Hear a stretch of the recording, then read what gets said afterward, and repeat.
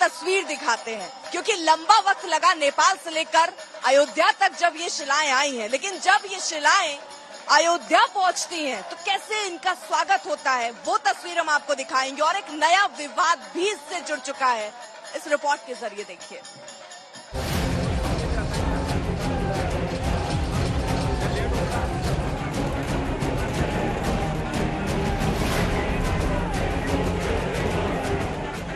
नेपाल के काला गंडकी नदी से निकाले गए 2 शालिग्राम कल रात अयोध्या पहुंचे तो राम की नगरी अयोध्या से गूंज उठी। शंखों का नाद, मंत्रोच्चार, फूलों की बारिश, जय श्री राम का उद्घोष। कुछ इस तरह से देव स्वरूप शिलाओं का भव्य स्वागत किया गया। अयोध्या की सीमा पर पहुंचने से पहले भी श्रद्धालुओं में जबरदस्त जोश नजर आया।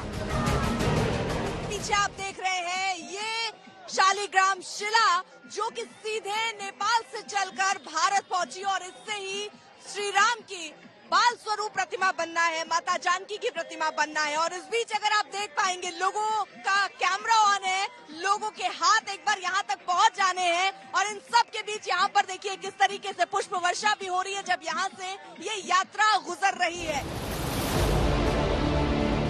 अयोध्या पहुंचने पर इन्हें कार सेवकपुरम में रखा गया है।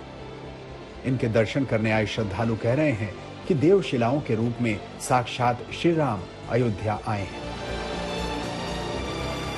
जनकपुर से जो शिलाएं आई हैं, ऐसा प्रतीत हो रहा है कि श्री राम जी और माता जानकी जीवंत रूप से आई हैं। ये हमारे लिए बहुत परम सौभाग्य का बात। नेपाल से बिहार के रास्ते अयोध्या पहुंची देवशिलाओं से अगले 9 से 10 महीने में श्री राम और माता जानकी की मूर्तियां बनाई जाएंगी।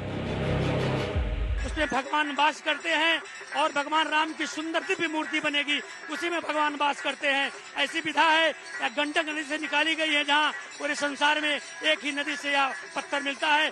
इससे भगवान की दिव्य मूर्ति बनेगी और भगवान रामलला अयोध्या में विराजमान होंगे। श्री रामचंद्र की।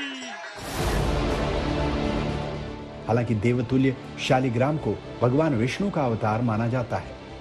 ऐसे में इन्हें काट छांट कर मूर्तियां बनाने को लेकर कुछ सवाल भी खड़े हो रहे हैं। ये भी कहा जा रहा है कि शालिग्राम पत्थर में कुछ काट छाट नहीं हो सकती, यानी इससे किसी निर्माण में दिक्कत आती है। आपको ऐसी कोई जानकारी? ऐसी कोई जानकारी है, मान्यता नहीं है, लेकिन शालिग्राम शिला को खंडित नहीं कर सकते हैं। अभी वहाँ पर हमारे प्रमुख संत है, वो क्या तय करेंगे अपने धार्मिक मान्यताओं के हिसाब से, ये विषय पर वही बात कर सकेंगे आपसे। तो शालिग्राम को लेकर अयोध्या में एक तरफ जहां जोश है, वहीं दूसरी तरफ तपस्वी छावनी के पीठाधीश्वर महंत परमहंस ने नया विवाद छेड़ दिया है। परमहंस दास ने कहा है कि शालिग्राम में स्वयं भगवान प्रतिष्ठित हैं, इसलिए उनके ऊपर हथौड़ी छेनी चलाना सही नहीं। अगर छेनी हथौड़ी चली तो वो अन्न जल का परित्याग कर देंगे। एक धर्माचार्य के नाते मैंने जैसा सुना कि उनकी मूर्ति तराशी जाएगी तो उनके ऊपर छीनी हथौड़ी चलेगी, मैं बहुत आहत हूं। मैं निवेदन करूंगा कि ऐसा अनर्थ न करें, क्योंकि शालिग्राम एक ऐसा जो है, ये सामान्य शिला नहीं है। शालिग्राम एक ऐसे जो स्वयं प्रतिष्ठित है, प्राण प्रतिष्ठा की जरूरत नहीं पड़ती है।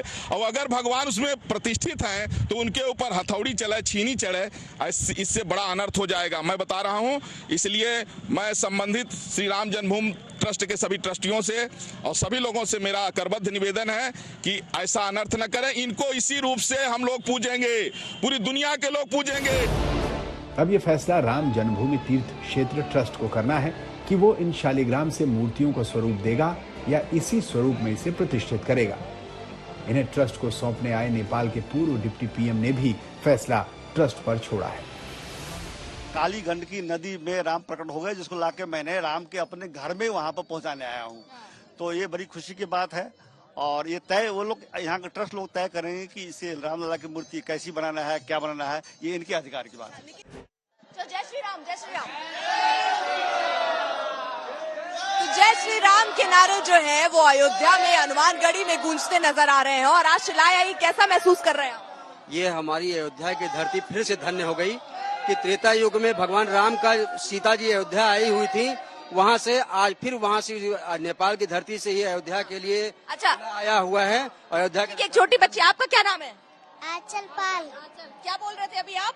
आंचल पाल।